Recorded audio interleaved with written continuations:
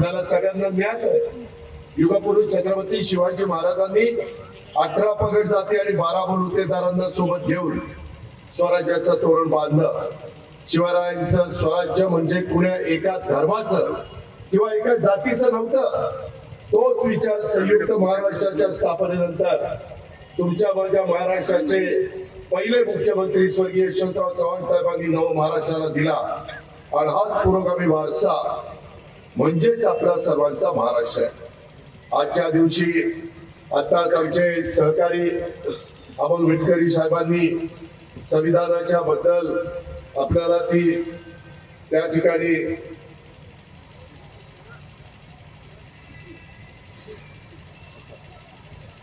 संदेश त्या ठिकाणी वाचला. मी आपल्याला सगळ्यांना सांगू इच्छितो की आज संविधान दिवस आहे. मी आपल्याला सगळ्यांना सांगतो, भारतरत्न डॉक्टर बाबासाहेब आंबेडकरांनी आपल्याला जगातलं सर्वोत्कृष्ट असं संविधान दिलं.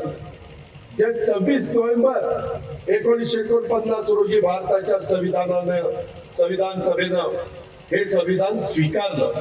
आणि त्यामुळं दरवर्षी भारतातली 140 कोटी जनता हा दिवस भारतीय संविधान दिन म्हणून साजरा करतो. आपल्या सर्वांना मी त्या संविधानाच्या दिनाच्या महत्वपूर्ण शुभेच्छा देतो, मनापासून शुभेच्छा देतो. आज मला सांगायचंय की आजचा दिवस दुसऱ्या अर्थाने पण एक महत्वाचा दिवस आहे. मित्रांनो, पाठीमागच्या काळामध्ये तुम्हाला आठवत असेल, देशाची आर्थिक राजधानी मुंबई आज एक महत्वाचं शहर आहे. तुमच्या माझ्या राज्याची राजधानी पण देशाची आर्थिक राजधानी.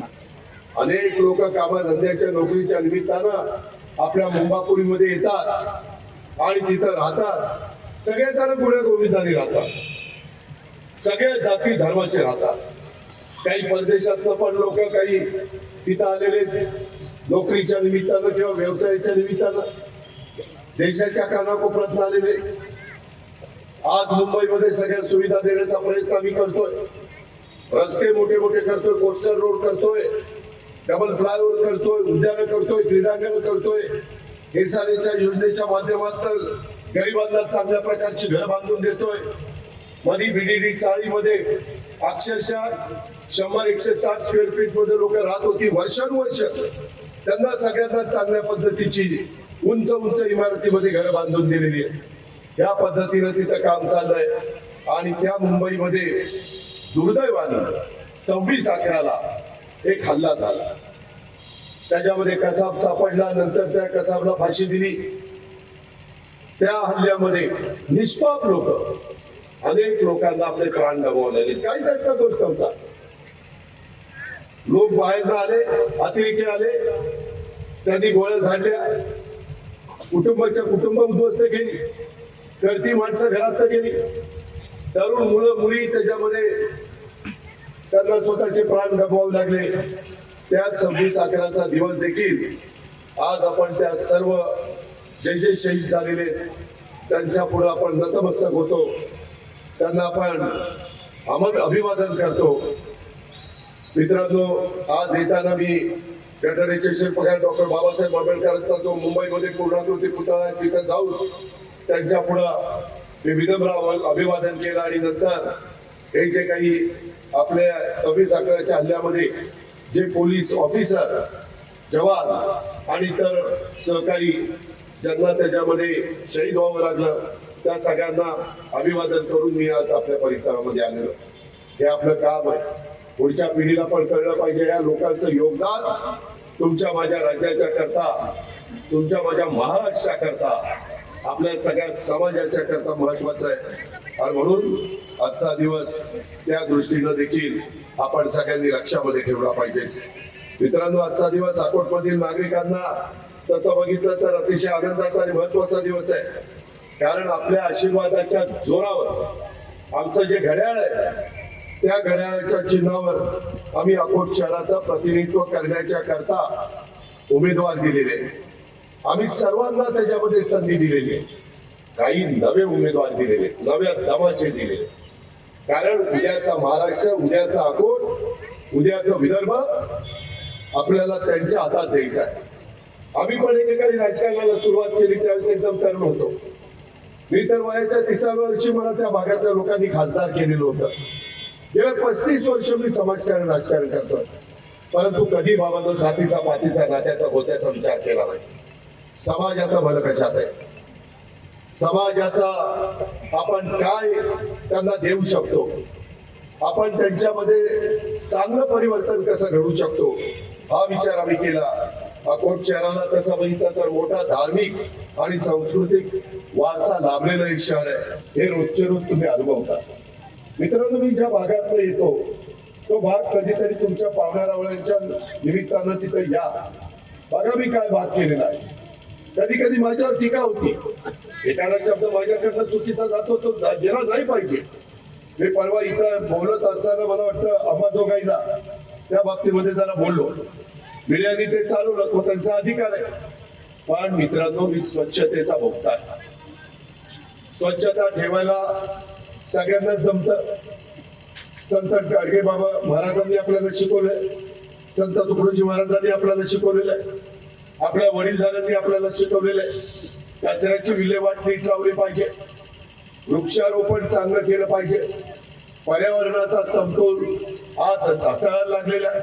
मी भाषणात सांगतो, पुण्यामध्ये बारामतीमध्ये महाराष्ट्राला ज्याला गुत्तेदारी करायची यांनी राजकारण करू नका, त्यांनी गुत्तेदारी करा. आणि ज्याला राजकारण करायचंय त्यांनी गुत्तेदारी करू नका. अधिकाऱ्यांची पंचायत होती, कारण हीच बाबा नगराध्यक्ष आणि हाच गुत्तेदारी करणार आणि ह्याचं कसं काय मोजायचं आणि खरंच काम केले का नाही आणि चांगलं केलं का नाही कोण बघणार, कारण हाच तिथं बसलेला बॉस. त्यामुळं माझं तुम्हाला सगळ्यांना सांगणं आहे की जे गुत्तेदारी करणारे आणि ते उभे राहिलेले असतील तर त्याला मत देऊ नका. हे काही त्यांचा इंटरेस्ट वेगळा आहे, त्यांचा इंटरेस्ट पैशामध्ये, इथल्या कामातलं कसे 2 पैसे मिळतील आणि त्याच्यामुळं कंत्राटदार, नगरसेवक तेच, बिलं मंजूर करणारा नगराध्यक्ष देखील तोच. अशा प्रकारची स्थिती मागा कोर्टमध्ये होती का नाही? आम्ही काय खोटं बोलतो का?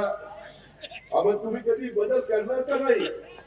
त्या पद्धतीनं तुम्ही बदल करा. एक काम तरी काम कुठलं चांगलं झालंय बाबासाहेब आंबेडकरांनी दिलाय, संविधानाने दिलाय आणि लोक मला तिथं लाखोच्या मताने निवडून देतात. या अर्थी माझं काहीतरी काम आहे म्हणूनच निवडून देतात ना. लाखाच्या मताने कोण निवडून देत आहे याचा विचार करा. 8 वेळेला लाखाच्या फरकाने निवडून येणं हे काही साधं सुद्धा काम नाही. लोकांना सतत नवं हवं असतं. लोकांना चांगलं काम करणाऱ्या पाठीशी समाज उभा राहतो. आणि म्हणून माझी आपल्याला सगळ्यांना विनंती आहे, सरकारने आम्ही सगळ्यांनी त्याच्यानंतर त्यांना पुन्हा 11,000 कोटीचं पॅकेज दिलं, असं 44,000 कोटीचं पॅकेज दिलं. मला काही शेतकऱ्यांनी वेगळं सांगितलं, त्याच्यात कुठं अजून राहिला असेल तर सांगा, आम्ही तुमचे आहोत. आम्ही ते प्रश्न सोडवण्याच्या करता बसलेलं. आपल्याला विकास साधायचा, जसा आम्ही पिंपरी चिंचवडमध्ये केला, जसा आम्ही बारामतीमध्ये केला, जसा आम्ही इतर ठिकाणी केला. वेगवेगळ्या शहरात जर प्रकल्पना असेल, मी त्या दिवशी चुकीचा शब्द वापरला विकार म्हणून, तो शब्द मी वापरायला नको होता, त्याबद्दल मी दिलगिरी व्यक्त करतो. परंतु बकालपणा, शहरामध्ये बकालपणा नसला पाहिजे. शहर कुठलंही असेल त्याच्यामध्ये सगळ्यांना योग्य पद्धतीच्या सुविधा मिळाल्या पाहिजे. स्वच्छ चांगलं पाणी मिळालं पाहिजे. पाणी खराब मिळालं तर त्याच्यात रोगराई पसरते. अंडरग्राऊंड ड्रेनेज पाहिजे. अंडरग्राऊंड ड्रेनेज नसेल तर डासांचा प्रादुर्भाव होतो. त्याच्यामध्ये कुठेही चुकीची झाडं, वेडाबाबळी वगैरे आल्या तर त्या काढल्या पाहिजे, तिथे स्वच्छ केलं पाहिजे, चांगली झाडं लावली पाहिजे, देशी झाडं लावली पाहिजे. ते करता येतं,